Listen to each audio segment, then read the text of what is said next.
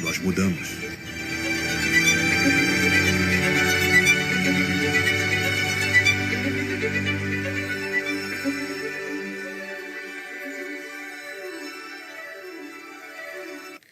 Boa tarde, senhoras e senhores, sejam bem-vindos ao Análises Renais, o melhor programa diário de análises políticas do país. Renan Santos, não precisa ficar parado mais. Não precisa, posso mexer. Pode. Olá, meus queridos amigos, este aqui é um pronunciamento oficial. Só queria corrigir um negócio, tá? Pessoal, vamos lá. Quem montou a câmera? Eu. Que não, dá pra parecer que eu tô num púlpito? Na segunda, né? Temos duas câmeras. Então por que não montou a outra diferente como púlpito? Mandei por isso. O cara, desculpa, Renan, há 15 minutos aqui, né? Aqui, vou falar isso agora Não, só. pô, lógico, né, cara? São coisas óbvias, né? Mas ok, vai. Então vamos lá, vamos tentar arrumar. Deixa eu naquela outra câmera enquanto eu arrumo essa aqui, tá? Tá na câmera 2? Né? E aí, meus queridos amigos, tudo bom? Vou fazer algumas lives em formato de pronunciamento, porque agora tem muito jornalista assistindo as lives, para pegar cortes, até para se informar sobre a nossa pré-campanha, que agora vai virar campanha, enfim, vocês entenderam. Então vamos fazer a coisa muito de maneira oficial mesmo, tá? Então nós vamos tratar as coisas nesses termos. Terminou agora a sabatina do candidato do Partido Novo, Romeu Zema, e eu fico um pouco surpreso porque eu nunca fui esse tipo de cara, tá? Os bolsonaristas faziam isso com a gente. Tipo, Tim, nossa, deu mais audiência, mas assim, para um cara que faz parte de um partido que passou os últimos anos, e essa é a verdade, o Partido Novo passou os últimos anos puxando o saco do bolsonarismo, ter tão menos audiência do que nós, é um tanto quanto frustrante. Eu tô fazendo uma live, convoquei uma live aqui, e a nossa live, ela, em resumo, vai ultrapassar a audiência do pico do Zema agora. Então, eu acho frustrante e é um aviso para todo mundo. O tempo de puxar saco do bolsonarismo acabou. As pessoas estão no Brasil procurando propostas novas. E eu quero falar isso com vocês hoje, porque hoje, vamos dizer, ontem eu não pude soltar cortes da sabatina na Globo News, porque o contrato com a Globo, eu estou sendo bem claro, nos impedia de fazer isso, e eu até entendo os motivos deles. A ideia é a seguinte: depois do drama Pablo Marçal, todo mundo tem medo de cortes editados e que, vamos dizer, humilhem seus apresentadores. Então eu imagino que eles fizeram isso por essa razão, e tá tudo bem, né? Eu prefiro ceder nesse ponto, ter a exposição como nós tivemos ontem na Globo News, do que qualquer outra coisa, tá? Entretanto, a gente precisa colocar aqui, eu quis levar lá, e eu quero levar para vocês, a tese nossa, que é uma tese não apenas de campanha, mas uma tese de gestão para o Brasil. Eu acho que muita gente falou, Renan, por que você não foi mais incisivo em alguns temas? E eventualmente poderia ser mais incisivo em alguns temas.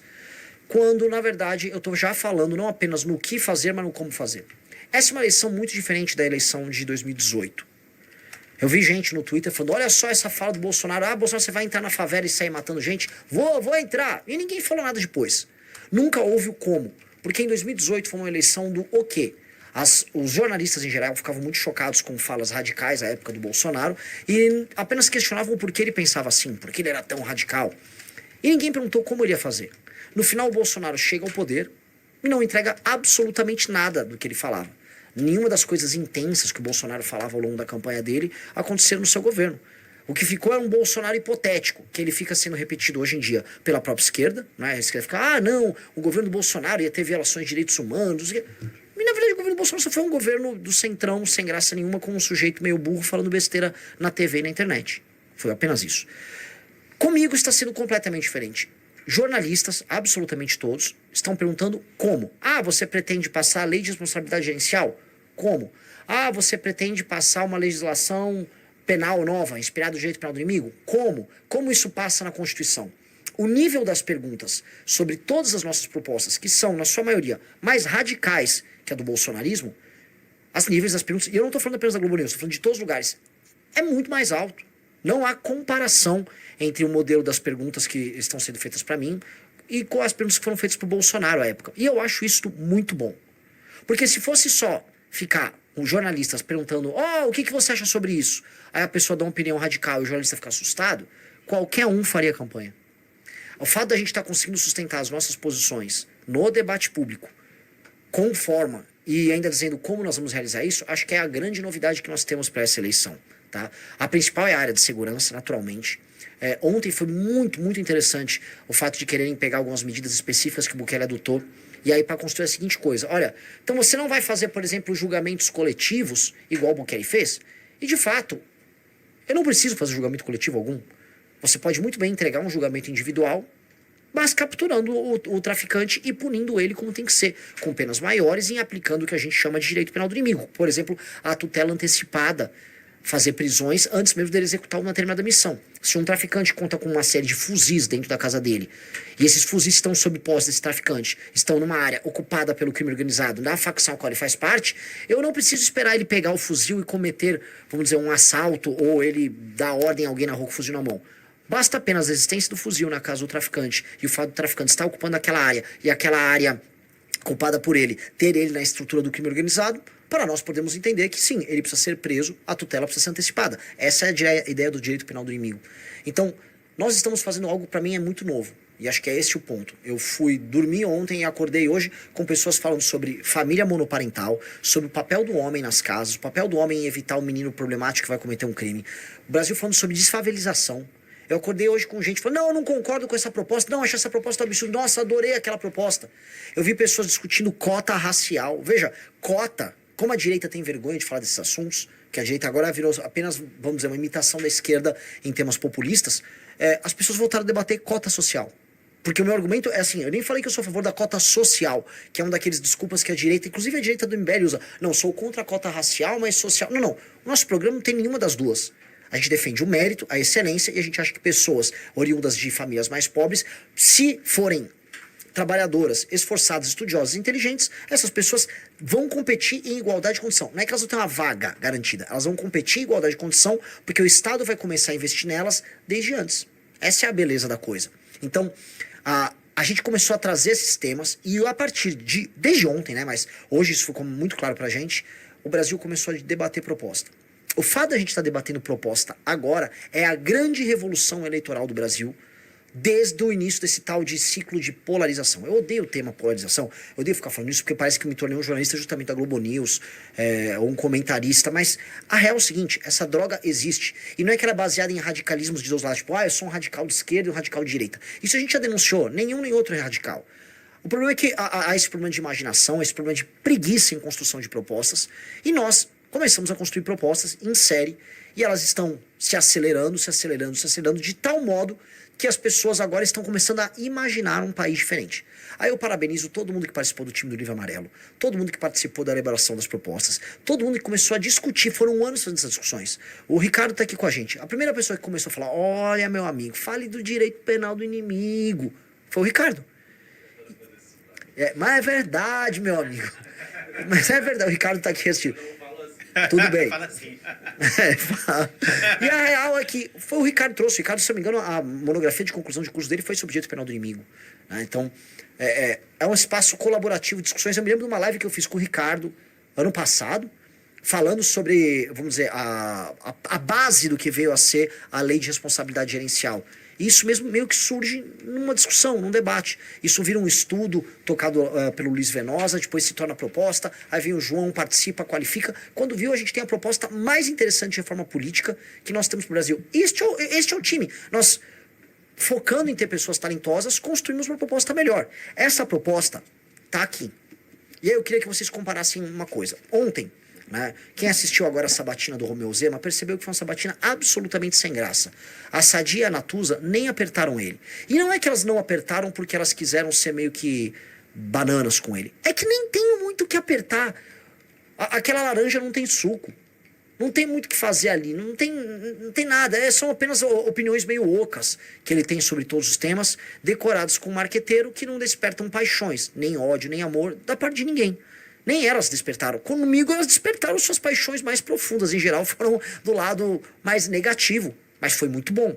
E lá, se você acompanhar hoje, elas não estavam com calhamaços. Elas não ficaram, vamos dizer, por horas lendo um gigantesco programa do Partido Novo, porque nada há do Partido Novo. Há ali um PDF que eles protocolaram. Conosco, há um livro. Assim, a versão menor tem mais de 400 páginas. Esse aqui tem quantas páginas? A versão de luxo. 350 páginas de proposta. Cara, isso aqui é único.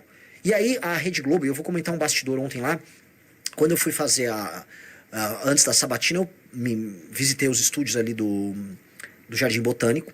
E ali, visitando os estúdios, eu vi a equipe do G1 e eles estudaram o Livro Amarelo. Então nós chegamos num ponto em que um partido que está indo para sua primeira eleição com apenas 8 meses de idade, ele faz o que a maior emissora do Brasil, e a Globo fez, eu estou elogiando a Rede Globo, estudasse o programa. Pela primeira vez em muitos anos, eu não me lembro disso em nenhuma das eleições que eu assisti, estavam estudando um programa. Um programa que não é que assim foi criado por um marqueteiro, porque proposta de governo é criada por um marqueteiro, nada disso. Um programa de governo que está sendo vendido em livro. E aí eu queria fazer o primeiro grande anúncio aqui, tá? Que em encomendas, falta uma série que serão ainda pagas, em encomendas de livros amarelos, já ultrapassamos R$1 milhão, tá? Ou seja, tem alguns que a pessoa vai pagar em boleto, mas em encomendas já temos mais de R$1 milhão vendidos. Falta ainda terminar o pagamento, boa parte, mais de 70%, coisa de 70% disso já foi pago. Ou seja, as vendas já estão sendo enviadas, mas em encomendas o número ultrapassou R$1 milhão, tá? E eu posso falar que é uma coisa que eu disse lá no G4, na sabatina com o time do Thales Gomes e do antagonista, que nós financiamos a montagem do nosso partido vendendo livros e nós estamos agora financiando em grande parte a nossa pré-campanha com livros. Isso num país em que as pessoas não leem. Eu acho que isso é único, isso é meritório e isso é para deixar nosso time todo muito, muito orgulhoso. Eu recomendo para vocês, por favor, comprem a versão final do Livro Amarelo, tá? Comprem a versão final do Livro Amarelo. Lembrando, mas é aquelas que eu comprei, eu devo ter aqui, os 6 fascículos. Aquilo foram os fascículos de estudo do Livro Amarelo. A coisa que foi um prazer para mim, muito interessante, de fato, a Natuza Neri, ela comprou 2 dos 6 fascículos e ela estudou antes de fazer a entrevista. E eu tô falando, vejam só, isto só está acontecendo conosco, que isso é uma coisa muito nova.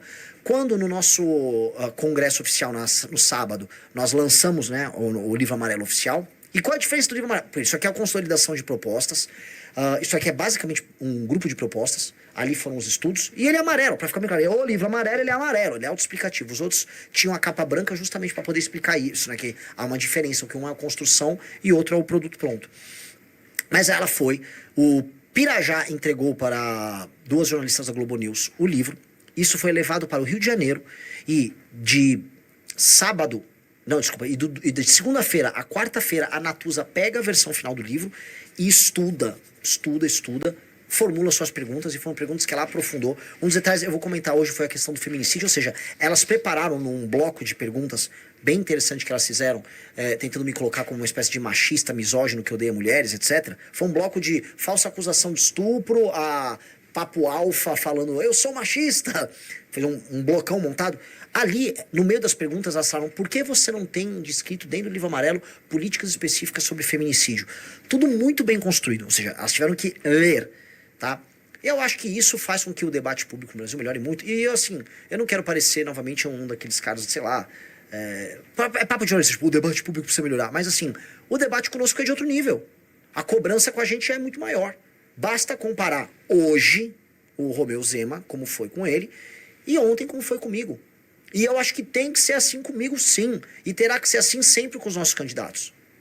A régua ficou mais alta. E se a régua ficou mais alta, o nosso nível tem que ser mais alto mesmo. As pessoas têm que perceber que para ser governado o Brasil, você precisa de gente inteligente. Então eu sou grato a elas. Eu sei que muita gente está com raiva. Eu estou recebendo muita mensagem, Renan, parecem 2 cobras que estavam te atacando. Não deixavam você falar. Cara, é do jogo. A gente vai ter que jogar esse jogo. Acho que fui muito bem. Acho que tenho muito a melhorar. E eu acho que daqui em diante é só melhora. E espero que as perguntas nos próximos sabatinas sejam sempre nesse nível. O Juan Patrick está ali. O Renan foi muito educado com elas. Mas não vai ser diferente. No final, eu agradeci a elas. Elas deram oportunidade pra gente. Tá? Gente, nós não estávamos presentes no grande jogo até 1 ano atrás. Tentem se lembrar como nós estávamos em 2024, eleição de prefeito de São Paulo, que o Pablo Marçal brilhava. O Kim não teve o direito de concorrer a prefeito de São Paulo, mesmo constando algumas pesquisas com mais de 10%. O Kim não teve o direito. A gente tinha que ficar como espectador gravando live falando do assunto. Pois bem, hoje nós estamos no principal palco, já em terceiro nas pesquisas, respondendo perguntas difíceis na maior emissora do Brasil. Nós existimos, nós estamos no jogo. A coisa está acontecendo. Então, o jogo mudou completamente e ele se deu de uma maneira muito nova. Novamente, a existência do livro amarelo ela é fundamental. Comprem o livro amarelo. Essa aqui é a versão de mesa do livro amarelo. A capa é de tecido, ela é maravilhosa. Assim, quem teve acesso. Eu tô falando sério, os jornalistas podem até discordar, mas falam, nossa, mas isso aqui é muito bonito. Isso aqui é. Sim, lidem com isso. Imagina, assim, se tivesse o livro do PL, né? Imagina que coisa horrorosa seria. Nossa, já me dá um asco estético a priori. Eu nem sei porque o livro não existe. Entendeu? Tipo, o livro Valdemar, o Valdelivro, foi montado. Livro com as propostas conservadoras para o Brasil. Né? Capítulo 1, amo Deus. 2, viva as mulheres. É isso. É um negócio vazio de tudo. Só falar um negócio aqui, notícia boa, parece que nós já estamos com o dobro de pessoas nos assistindo do que a sabatina do Romeu Zema. Confere, senhor Rafael Almeida Rizzo. Quase o triplo. Quase o triplo. Tem quantas pessoas ao vivo? No YouTube temos 17.200, no Instagram temos mais 1.100 e no TikTok mais 1.500. Inclusive, mandar um salve pro pessoal do TikTok. Pessoal do TikTok, likezão no TikTok, aí coraçãozinho no TikTok, mandem seus presentinhos no TikTok. Pessoal do Instagram, like. É pra ficar parado? Tem muitas coisas, tem muito meme idiota, né? Também tem o... Ok, faz de novo. Não, só que vamos pra baixo assim, ó. Hã? Ah, é.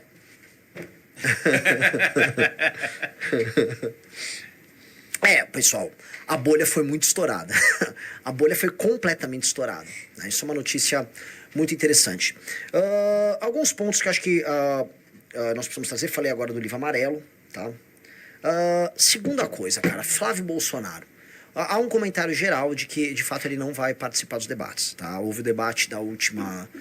há o debate do dia 23, que está confirmado na Rede Bandeirantes de televisão, e que nem Lula nem Flávio estão confirmados. É muito feio. O Lula, vamos colocar aqui, o Lula está em primeiro, ele tem um governo a defender, e o fato dele não ir denota fraqueza não só na defesa do próprio governo, mas uma fraqueza na ausência de propostas. O Lula não tem nada a propor.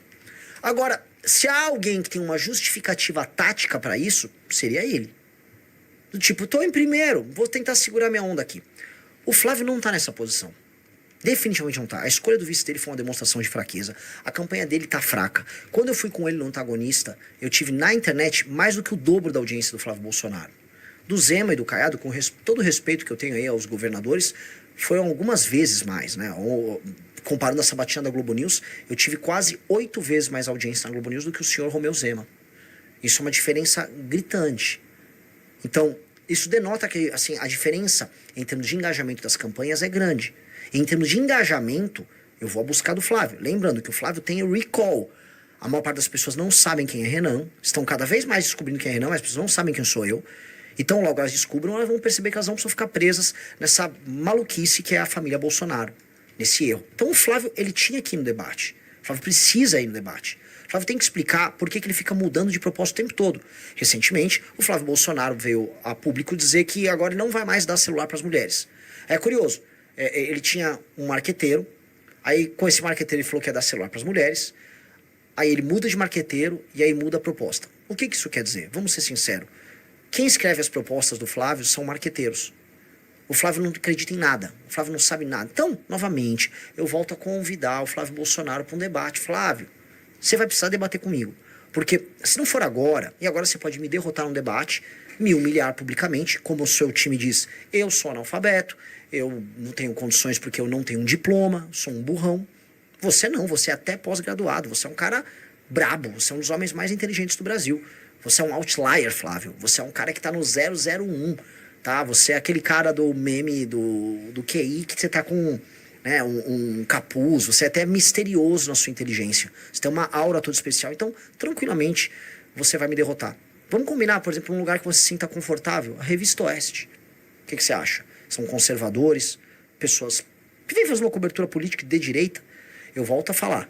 Que haja espaço para os dois responderem, eu dou o dobro do tempo que eu puder fazer uma resposta. Então, se eu precisar responder em 5, você tem 10 minutos para responder. Vamos fazer isso, Flávio.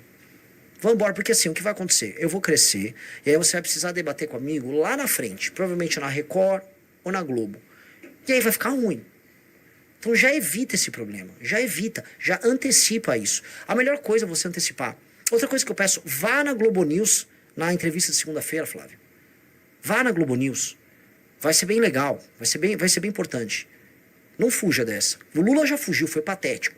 Permitiu que eu inaugurasse a rodada e eu estabelecesse o sarrafo. Como eu virei o termo de comparação, ficou muito bom pra mim e muito ruim pros demais. Tá todo mundo vendo.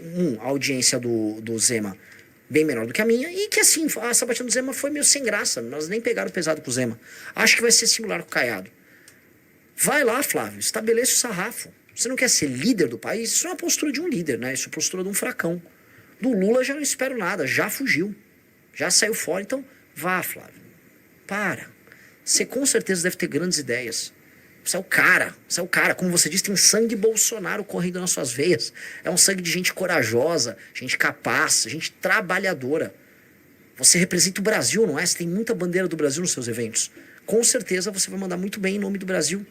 Para de fugir, meu querido Flávio. Então, quantas pessoas ao vivo aqui? 19.400 no YouTube, 800 no Instagram, acho que o pessoal veio pra cá. E no TikTok temos, atenção. 2.000 pessoas no TikTok. Outra coisa que eu queria falar, né? Eu soube que o meu amigo Nicolas Ferreira convidou o Zema a retirar a candidatura. Quem? O meu amigo Nicolas Ferreira. O seu amigo Nicolas Ferreira. Posso falar? Eu tô falando para o membro da minha base parlamentar, Nicolas Ferreira. Sim, ele será base do meu governo. E eu vou deixar, em nome do Brasil, minhas diferenças de lado com ele, tá? Sou um democrata.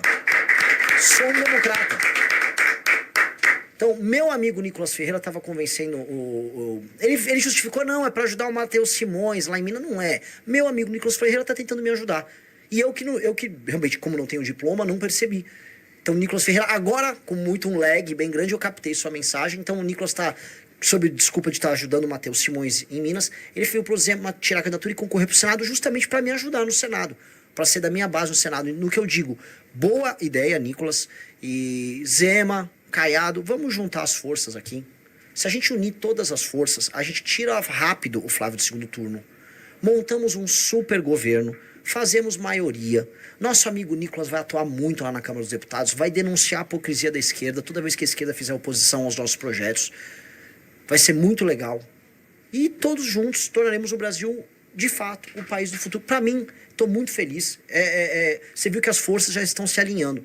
Houve declaração hoje, né, de apoio à minha... Não apoio, mas disse que gostava da minha candidatura até o Antony Garotinho. Nossa. Então, assim, muitas lideranças políticas espalhadas pelo Brasil estão declarando seu apoio. É uma onda.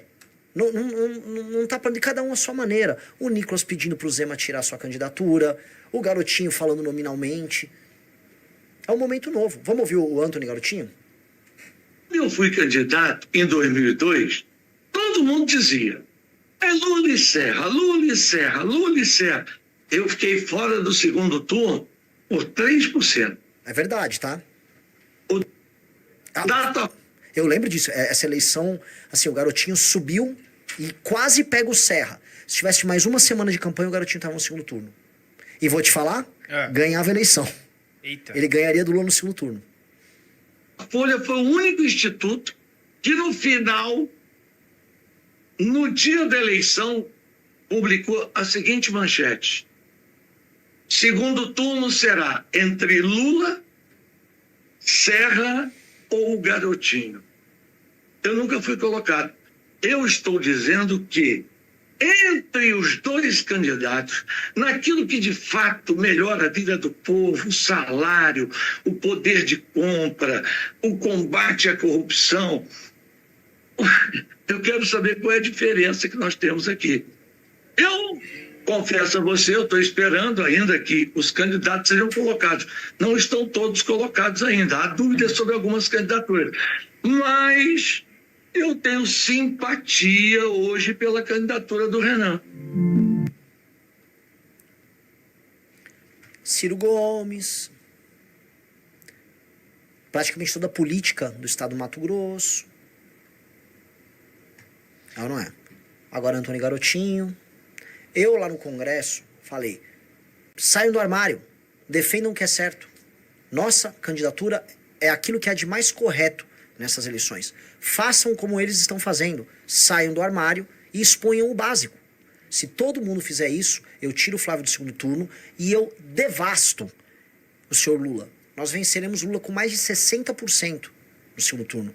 Vai ser algo jamais visto. Nós vamos chegar ao poder numa vibe, numa aura absurda. O objetivo é buscar 67% das intenções de voto contra o Lula no segundo turno. Tá? E é possível, não tem nada de absurdo buscar isso aí. Tá? O Lula está muito rejeitado, o eleitor dele está desenergizado. E nós não temos a rejeição da família Bolsonaro. Nossas propostas são melhores. Inclusive, nossas propostas foram todas construídas para melhorar, antes de tudo, a vida dos eleitores do Lula. Nossa política de desenvolvimento no Nordeste, nossa política de frentes de trabalho em regiões que estão tomadas pelo Bolsa Família, nossa política de destruição do crime organizado e nossas políticas de desfavelização, todas afetam a população mais pobre que hoje votam no Lula. Então, este eleitor do Lula, quando provar, as nossas propostas na televisão no segundo turno, porque nós temos televisão, e aí, modéstia à parte, vamos acabar com ele na televisão? Acabar no nível de propósito, não vou precisar nem ficar falando, ele é um cachaceiro com 9 dedos, não vou falar nada disso. Mas a segunda coisa que vai acontecer é, quando eles experimentarem um governo que trate essa gente como gente, e não apenas como um objeto de programas sociais, rapaz, quem provar disso não vai voltar atrás. E aí começa a nova era. Tá? O Impera está perguntando quanto. Quero vencer com 67% das intenções de voto. Tá? É isso. Por que 67? Aí é muito fácil. É 20, mais 20, mais 20, mais 7. Aí é muito fácil, professor. É 6, 7. Yes! Tô esperando essa. Pessoal, like na live. E se você ainda não é inscrito no canal, se inscreva no canal e siga @RenanSantosMBL em todas as redes sociais. Sim. Outro ponto que é importante a gente se pronunciar, né? Cadê? Vamos pegar aqui. Aqui. Ontem, né? Foi construída uma parte importante do... Assim, ó, ontem foi um quebra-pau dos mais interessantes. Vocês têm que tratar aquilo como se fosse um debate de 2 contra 1, com 2 pessoas altamente qualificadas, com um time que na base estudou. Volto a colocar, a equipe do G1 estudou. E eu falo isso como um elogio a eles, tá? Pra mim, essa é a regra que todos tinham que fazer. Hoje, se vocês pegarem, novamente, vamos pra entrevista do Zema. Foi praticamente nada programática a entrevista. Quase não houve discussão sobre programa. Ficaram falando lá falou um pouco de Bolsa Família, falou um pouco de STF, agora um pouco de Estados Unidos. Foi um negócio meio nhé. Com o nosso foi muito programa. E eu elogio.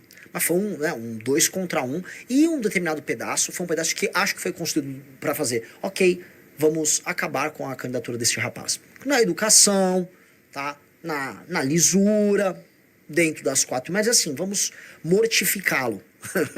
Vamos dissecar seu corpo ao vivo aqui. Que basicamente fizeram um combo de falsa acusação de estupro, com o vídeo da Bárbara, com feminicídio. Estudaram o livro amarelo, eu vou falar sobre isso. Falaram, mas não tem nada aqui falando de feminicídio no livro amarelo. Com um vídeo do Papo Alfa. Fizeram um super combo. E aí, nesse super combo, imaginaram, ali está traulitado o senhor Renan. Tá? E aí eu tinha respondido do livro amarelo, falei, olha, não há uma parte tratando de saneamento básico, mas quem conhece o nosso trabalho sabe que a gente fala e muito sobre saneamento básico. Violência contra a mulher está dentro do quesito segurança, que é o tema que nós mais falamos durante o nosso processo de viagem, nosso processo de pré-campanha. Já tratamos também bastante de violência contra a mulher. Esse é mais um dos muitos temas que nós tratamos no Brasil. A questão é que nós tratamos de todos os temas do Brasil. E por vezes a imprensa quer ser monotemática ou bitemática, que é só falar de alguns assuntos. Hoje a imprensa fala muito de violência contra a mulher, e é importante, porque é um problema endêmico no Brasil, especialmente nos lugares mais pobres. Mas dito isso, o Brasil tem outros problemas também. Feminicídio do ponto de vista estatístico existe, é relevante, mas todo dia morre coisa de 100 pessoas no Brasil, por volta de 100 pessoas. De 3 a 5 pessoas dessas são feminicídio, violência dentro de casa, etc. Há pelo menos outras 90 e poucas pessoas que morrem por outras razões. Algumas morrem em conflito com a polícia. Um número pequeno, coisa de 15% disso aí. Outras tantas morrem através do latrocínio. Outras morrem basicamente por conflitos entre facções. Nós temos que ter um olhar muito grande para todos esses outros temas, dado que estatisticamente também são relevantes. Eu poderia ali Até dava vontade na hora, falar assim, mas vocês não se preocupam com os outros 90 e poucos que estão morrendo? Né? As vidas negras desses rapazes, mas não é o ponto. Porque, do ponto de vista da violência contra a mulher, existe bastante. Mulheres são vítimas, muitas vezes, preferenciais num assalto à mão armada, que não termina num latrocínio, mas elas vivem com medo. Há muita violência contra a mulher que acontece em casa que não é reportada, que é em alguma medida naturalizada. Então eu preferi por tratar desse assunto e explicar o funcionamento disso dentro do livro amarelo. Porque as pessoas falam, mas você não está falando disso? Eu falei, não falo, assim como eu não falo disso, não falo de maneira enfática do saneamento, porque são políticas que envolvem municípios e estados. E nós temos ao nosso regramento para municípios e estados, que é a Lei de Responsabilidade Gerencial. E eu quero falar dela agora, porque todo mundo falou, Renan, quais são os seus critérios? Quais são os KPIs? E eu vou colocar aqui hoje na nossa live pronunciamento quais são os indicadores que nós vamos exigir dos municípios e depois dos estados para eles se qualificarem a receber mais recursos ou para, caso não atingindo essas metas, os seus respectivos líderes do executivo, prefeitos e depois governadores não possam concorrer às eleições seguintes. Que é isso que vai determinar tanto, vamos dizer, o elemento de premiação quanto o elemento de punição. Antes de entrar neles, senhor Rafa Almeida Riso, quantas pessoas nós temos ao vivo? 22 no YouTube. TikTok temos... Não, Instagram temos 500, TikTok temos 2. Então Temos quase 25 mil pessoas ao vivo. Ao vivo nas suas redes pessoais. Ok, vamos lá. Acho que é um bom número. Vamos lá.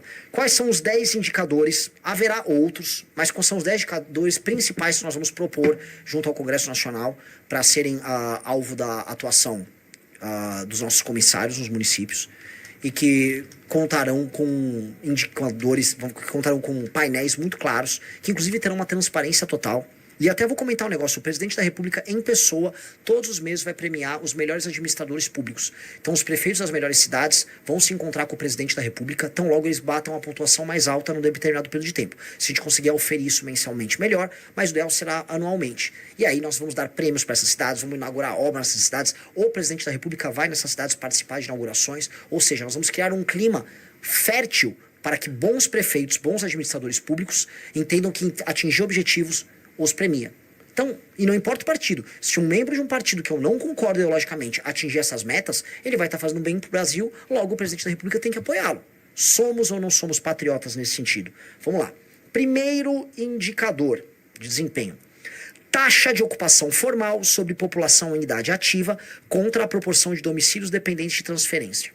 Veja só, se nós aumentarmos o número de pessoas que estão trabalhando formalmente, e nós vamos incluir não apenas CLT, mas MEI, aí no meio, todo mundo que estiver trabalhando, todo mundo que abrir uma empresa, todo mundo que for CLT, se você aumentar esta taxa, ou seja, a atividade econômica no município aumentou e as pessoas estão vivendo de acordo com suas próprias pernas e não dependendo do Estado, este será um indicador. Por quê? Nós temos que fazer os prefeitos pularem, ficarem quebrando a cabeça para aumentar o número de pessoas que não dependem do Estado para sobreviver. Isso vai melhorar, inclusive, a qualidade da representação, porque pessoas autônomas não votam em políticos que precisam dar dinheiro para elas, dar um carguinho, e elas votam melhor. Pauta número 2, indicador número 2. Percentual do valor adicionado municipal que não vem da administração pública. Olha só que legal. O percentual de recursos oriundos, justamente de atividades que não vêm da administração pública, que aumente. Isso vai significar atividade econômica maior, isso vai significar arrecadação também maior e independência maior por parte do município. Número 3. Percentual de crianças alfabetizadas ao fim do segundo ano. Então, ao final do segundo ano, nessa avaliação, o número de crianças devidamente alfabetizadas. Porque alfabetizado não é só escrever o próprio nome. Nós vamos ter testes muito sérios de alfabetização, porque o nosso governo será o governo da alfabetização. E olha que triste. Nós estamos em 2026 e o foco do governo brasileiro tem que ser em alfabetizar suas crianças. Essa era uma pauta do começo do século XX. É uma pauta de 100 anos atrás. A gente piorou porque a gente ficou inventando moda. A gente não trata mais as escolas como lugares em que você educa pessoas. E 2, você fica testando estratégias de alfabetização alternativas que não funcionaram. As crianças hoje estão semi-alfabetizadas. 4, cobertura de creche e pré-escola. Matrículas de 0 a 5 anos sobre população da faixa. Meio óbvio, né? Nós temos que ter vagas em creche, nós temos que ter estrutura de escola. O dinheiro já existe. O dinheiro já existe, os fundos nacionais já existem para isso. É apenas executar direito, colocar bons professores e fazer acontecer. É o básico. E isso tem um efeito também de ajudar a creche, ajudar a mãe, especialmente a mãe solteira, que tá todo mundo falando aí. Pois bem, ela vai ter um local onde ela vai poder deixar seus filhos tendo uma boa alimentação enquanto trabalha. Outra pauta, número 5. O percentual da população em domicílio precário ou aglomerado subnormal, a vulga favela. Se você reduz o percentual de pessoas sem domicílio ou morando em favela, você ganha pontos. Ou seja, o prefeito terá, vamos dizer, um objetivo claro de não favelizar a sociedade. E isso é muito importante, especialmente em lugares hoje do centro-oeste, sudeste ou algumas determinadas regiões do nordeste. Entenda uma coisa. Prefeitos e vereadores, para ganhar eleição, eles adotam uma prática que favoriza as suas cidades, que é trazer gente de fora, fazem uma ocupação, e aí aquelas pessoas que vêm, às vezes são 200, 300 pessoas, elas determinam o resultado de uma eleição numa cidade pequena. Em cidades pequenas, tem gente que ganha eleição para vereador com 400 votos, com 800 votos, e a favelização vira um instrumento. Muita gente, cidades, assim, centenas, quiçá milhares de cidades ao redor do Brasil trabalham com isso. Então, mesmo em cidades pequenas que não são altamente favelizadas, o prefeito passa a ter o estímulo contrário. Ele só vai poder concorrer à eleição se ele diminui o grau de favelização. Isso é uma forma de tornar nossas cidades melhores e mais bonitas. Outro ponto. 6. Percentual de domicílios com coleta e tratamento de esgoto. Meio óbvio. Hoje, recursos que são enviados por emendas são gastos com todas as bobeiras possíveis e o básico, fornecimento de esgoto e água, é negligenciado. Isso aqui é um tema que é central. E veja só, eu já falei na minha campanha, na minha pré-campanha, tantas vezes. O segundo vídeo meu que mais viralizou é lá em Melgaço, na ilha de Marajó. Então isso, respondendo a nossa amiga Natuza, que eu falei ontem, mas coloco aqui. O tema do saneamento básico foi muito, mas muito falado. Já passou o marco do saneamento. Há um marco legal que passou no governo anterior do Bolsonaro. Com esse marco legal, o governo federal fez o trabalho dele. Ele tem que agora diminuir juros para haver mais espaço para investimento. E agora os consórcios municipais podem construir suas políticas de saneamento. O que a gente vai cobrar? Que o prefeito execute política de saneamento. Saneamento não dá tanto voto porque é obra debaixo da terra. A obra debaixo da terra não é vista, e não sendo vista, o prefeito populista não consegue se promover. Nós vamos fazer o contrário. Ele vai ter que fazer, senão ele vai perder direito político dele. Isto é absolutamente fundamental. 7. Homicídios dolosos por 100 mil habitantes. Meio óbvio. Seu município tem que reduzir sua taxa de mortos por crimes violentos. Isso já junta com 8 roubos por 100 mil habitantes. Ah, mas isso é política do governador. O prefeito atua. Prefeito que instala sistema de câmera, prefeito que monta sua política municipal, polícia municipal, prefeito que monta uma política dentro das escolas para poder ver quem é o menino problemático que vai cair na mão do crime. O prefeito tem que ter uma visão holística na sua administração para impedir o surgimento do crime. Prefeito que desfaveliza, todas essas coisas estão interligadas. Prefeito que mantém rua limpa, que mantém a rua ordeira, que não deixa funkeiro ficar fazendo barulho. Esse tipo de prefeito evita o ecossistema que faz o crime surgir. 9. Internações e atendimentos hospitalares por agressão contra mulheres por 100 mil habitantes. Ora, este aqui é justamente o tema que envolve o feminicídio e que envolve a violência contra a mulher. Nem toda violência contra a mulher vira um feminicídio, mas todo feminicídio é uma violência contra a mulher. Existem muitos casos de violência contra a mulher não reportados, especialmente nos interiores. Não existe plantão de defensoria pública na maior parte das cidades para a mulher poder recorrer. A mulher não tem condição, especialmente se pobre, em pagar um advogado para conseguir uma medida protetiva, ou às vezes conseguir um despacho com o juiz correndo. Os municípios têm que fornecer isso, e os municípios têm que criar estruturas que façam com que este tipo de crime se reduza. E como? Não pelo número do reporte, porque olha só um problema que a gente tem no Brasil. Para o Brasil melhorar nesse tema, ele vai ter que aumentar as notificações de cometimento de crime, para assim ele baixar as internações e as ocorrências hospitalares da agressão. Para conseguir fazer as duas coisas, a gente vai precisar aumentar a consciência sobre esse tema. Por isso que este tema sempre esteve lá como uma das 10 medidas. E a 10ª, tempo médio de espera para consulta especializada e exame. Isso vai afetar especialmente cidades em que tem policlínicas e clínicas que organizam esses exames, tá? Mas cidades menores que têm fila no atendimento das UBSs também serão alvo desse tipo de política. Esses são alguns dos principais indicadores. Haverá mais indicadores? Sim, mas esses são os indicadores determinantes para envio de emendas, para pontuação para obter fundo partidário eleitoral e, desta maneira, também para qualificação dos prefeitos para poder participar da reeleição ou, eventualmente, perder seus direitos políticos. Tá? Isso aqui é a base da lei de responsabilidade gerencial. Uma coisa também, você fala, mas como é que o prefeito vai fazer isso? Às vezes tem prefeito que não sabe. Não, por isso nós vamos enviar comissários nas cidades com as políticas públicas pré-prontas. Então, às vezes você tem um município pequeno, fala, mas como é que eu vou fazer minha política de saneamento? Eu não tenho recurso para falar com a iniciativa privada para fazer esse projeto. Fica tranquilo, nós vamos juntar 10 cidades aqui na região, nós vamos juntar os comissários das 10 cidades, nós vamos fazer um consórcio intermunicipal para fornecimento de água e esgoto. Ah, eu não sei como é que eu faço uma política de alfabetização bem feita. Fica tranquilo, nós vamos trazer os especialistas na área, nós vamos montar a política de alfabetização para você. Ah, e como é que eu faço esse programa de instalação de câmeras na cidade? Olha, nós vamos arrumar um financiamento para você, tá? Nós vamos fazer uma política de cooperação com os outros municípios e vamos trazer, inclusive, recurso federal para isso. Ah, nós vamos auxiliá-los a conseguir isso. O objetivo é melhorar a gestão como um todo. E fazer com que ele não gaste com besteira. Ele, agora eu vou fazer uma praça com o nome da minha tia, que foi prefeita. Não vai fazer a praça. Não vai rolar praça. Você vai fazer água. Você vai botar fornecimento de água. Não, mas a praça é a Praça Dona Zuleide Barbacena. Não vai ter a Praça Zuleide Barbacena. Desculpa. Não é hora da Praça Zuleide Barbacena. Haverá a hora da praça, mas não é agora. Simples assim. Assim a gente vai desmontando a lógica do Centrão.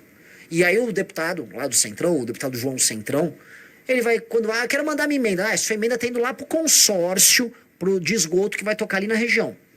Ah, não, mas eu quero fazer a Praça Zuleide Barbacena. Não, você não vai inaugurar a Praça Zuleide Barbacena. Sua emenda será condicionada às políticas que funcionam. Essa é a lógica da lei de responsabilidade gerencial. Ok, amigos? Se você gostou desse vídeo, deixe um like e se inscreva no canal para não perder mais cortes.